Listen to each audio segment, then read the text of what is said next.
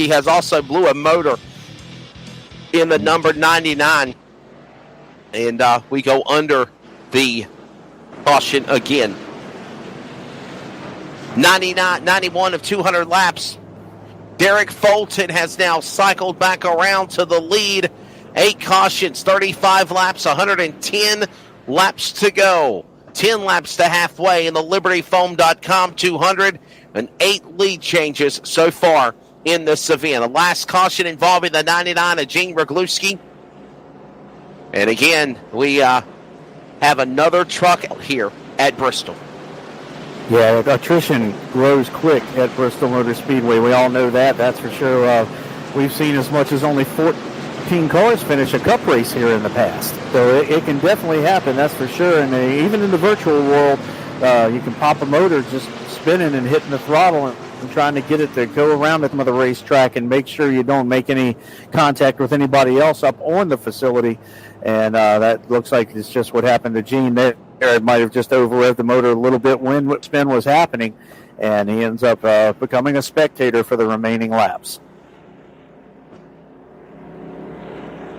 So Derek Fulton, the man that is out in front, there's a couple of lap trucks in front of him. They'll call for the wave around, and they'll cycle back through in just a few moments. There you'll see him pass the pace car, or the pace truck.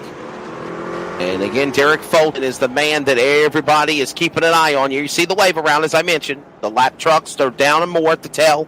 Go past the pace truck to go back to the tail end of the field. And we now see the field getting back assembled behind the iRacing pace truck here at Bristol with Fulton and Nicholas Sacco now back to second, Buck, as we get ready for a restart in 7 laps to halfway.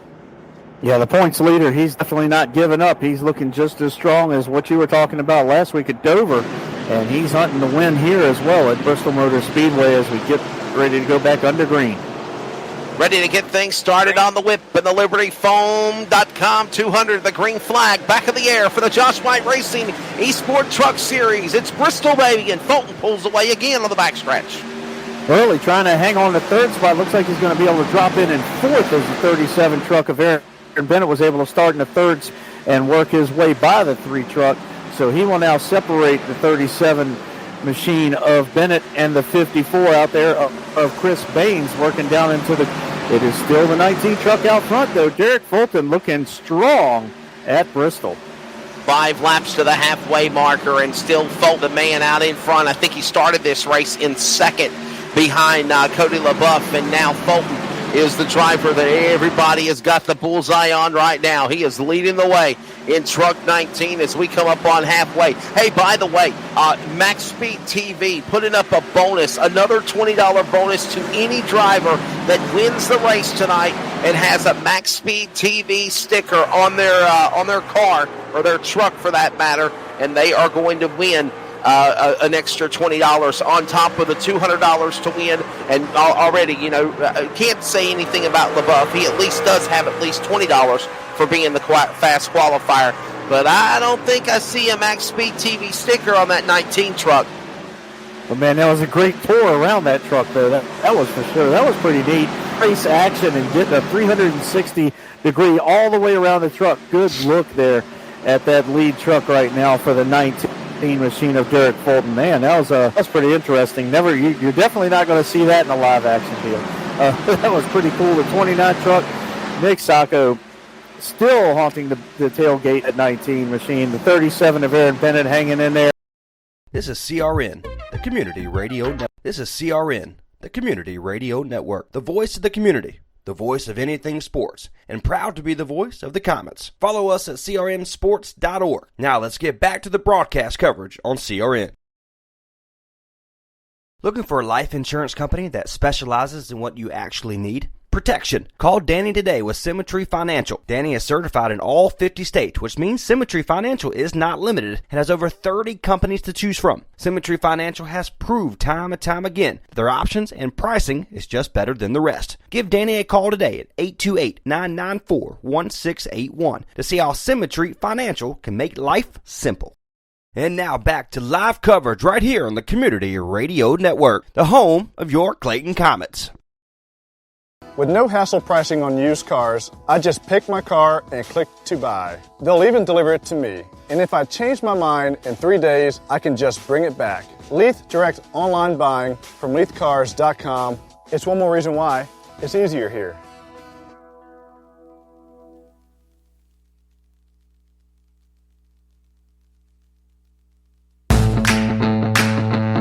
Looking to do something fun, different, and exciting with the family? Experience Friday Night Stock Car Racing, located in South Raleigh at the Wake County Speedway. Wake County Speedway is a quarter-mile banked asphalt facility, providing lots of close racing action. For more information, including the schedule, please visit WCSpeedway.com. Wake County Speedway, America's favorite bull ring. Back at Bristol Motor Speedway, getting ready for the second half of this event, the LibertyFoam.com 200, round number 2 of the Josh White Racing eSports Truck Series. I am Wesley Outland, Buck Roos alongside Michael D'Amico on the Max Speed TV production, and Trace Knight in Oxford. I keep saying Henderson. He's in Oxford, North Carolina, manning the broadcast productions for the CRN Sports Radio Network feed as we are on lap 109 of 200. Finally a green flag run under our belt. That's why we took that green flag commercial, but you didn't miss anything if you were watching the broadcast as we were side by side. But for those on the radio side of things, Buck Roos, no change. Fulton leads, but Nicholas Sacco is coming quickly. Yeah, I tell you what, those two drivers, they're just nailing lap after lap. Every once in a while, you'll see the 19 truck Fulton have a little bit of an issue in the center of the corner, but on the opposite end of the track, we're having an issue. So they're just about exactly dead even on entry, on exit, and through the center roll. But the battle I was watching a little bit further back for fourth position, Andrew Hurley in the 3 truck. We were watching that, and that battle had been building up for about laps, and they finally got around a lap truck and were side by side for 2 laps straight, and now find themselves back in the same position. Chris Baines in the 54 and Andrew Hurley in the 3. And just after halfway of this event, we had a pretty interesting first half. Almost 8 caution flags, halts in this event. Matter of fact, let's go ahead and take a look at the first race analysis of where we stand as contact. Hurley got into Fulton. A couple of other trucks with Aaron Bennett and Moore get involved, and we go under the yellow flag again. It all came loose going on the straightaway, Buck Roos. Yeah, they were just coming off the corner, and it looked like actually the 5th for Baines got a little bit of a wiggle. Catches a tail bit of the 3 truck right on the entry here, right as soon as we're getting ready to roll in. Watch the 3 trucks up. 54 tries to do the dive bomb, which is a little bit of the bumper cover, and around he goes. And I tell you what, that was a close call for Baines. That a right turn right into the fence. Austin McKinnon and Michael McKinnon being able to go by on the outside, and they were running in the 6th and 7th and watching that battle go on for 4th on the racetrack. And there's Hurley's truck on pit road for repairs. What a tough break there for Andrew Hurley. And there's Brady LaBeouf again, $20 being the fast qualifier. You see everybody roll off of pit road. We are under another sequence of green flag pit stops. Could we see this be the money stop in the race with 85 laps to go? I'll tell you what, Derek Mullins, that was the truck that they were lapping a few moments ago, that number 2 truck, and he was having issues off of turn number 2 and actually ended up the running groove for the leaders. So they had to make a little bit of a dodge to make sure they could make it by him. All 3 of the top 3 made it by, but when the number 3 of Andrew Hurley caught the truck, it cost him a little bit of time. You see a little bit of right rear damage on that 5th truck of Baines right now. Like I said, getting him some fresh Goodyear Eagles put on there, a little bit of the old Sunoco Racing fuel, getting it filled back up, ethanol fuel, getting filled back up down there, and he'll be heading back out onto the race surface, hopefully, after a wild ride there. There's that 87 truck I talked about of Austin McKinnon. He had made his way around the outside, and he is right in the tire tracks of Michael McKinnon right now, the 13 truck, so the Mountain Dew Special. I like that orange and black paint scheme. They are family. They are family, the McKinnon family. Michael and Michael McKinnon there in the 13. And the other McKinnon brother there as they are under the yellow flag yet again here. I think it's caution flag number 10. Under caution again, the leader is seeing how they come off of that Kenny and Michael McKinnon. As we said, here's that rundown telemetry of the first half of the race as we're working on our final 100 laps here after halfway. 9 caution flags total, 40 laps, and then 83 laps to go in this race. There has been 9 lead changes so far in this event. Michael McKinnon will cycle around after green flag pit stops and come out as the leader in truck number 13. And a good thing for Michael McKinnon, he struggled last week at Dover. A 48-year-old driver of the Mountain Dew McKinnon Racing Team entry. Been game-style racing since the platform was brought up to speed. Father of 3, grandfather of 3. Owns and operates a small trucking business and has been trucking for 25 years. He's an avid race fan and have tried my hand at engine builder.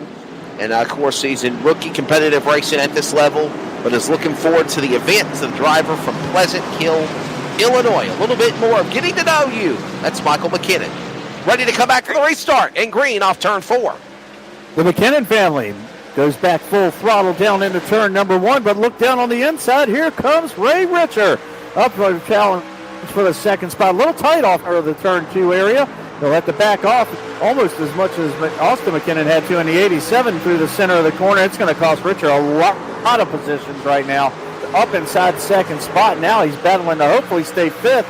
And McKinnon with a big block on the 19 truck there coming off of the turn. For Derek Fulton had to do a little bit of evasive maneuvers. And you see it in the back. And there's a lot of trucks getting in each other behind all this scenery going on. It's the Killer Hornets' nest for third on back as they go to the corner for that position. Sacco in second, Fulton third. And we saw also our 44 in-race reporter, Ray Richer, in that mix too as they all fight, try to play nice here at Bristol as they go to the high banks in 1. Yeah, Michael McKinnon able to take off good, and after all that contact, he's probably got a little bit of a lead out there, taking care of business right now.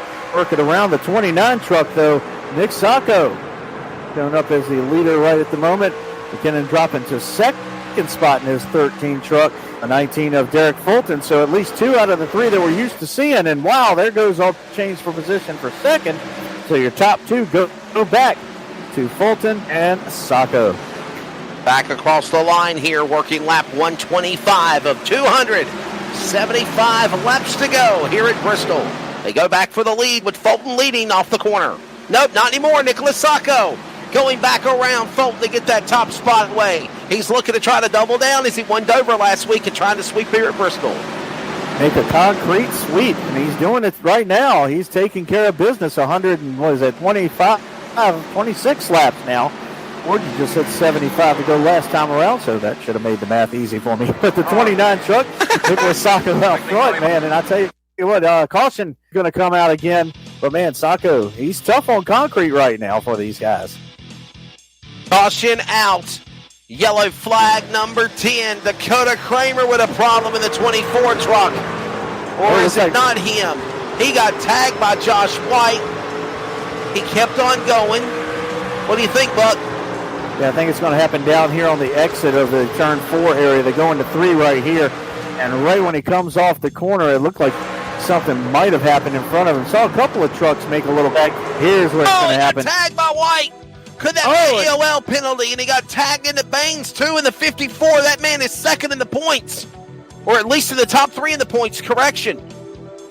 Yeah, I tell you, that's not exactly what Baines was looking for because he had to come down pit road to get some repairs after the last issue and the last caution that we had is we're now working caution number 10 on the night, I believe. So, and ended up catching him. Here's the aerial view of everything. You can see right through the center of the corner, the 24 truck able to get a good bite on the exit.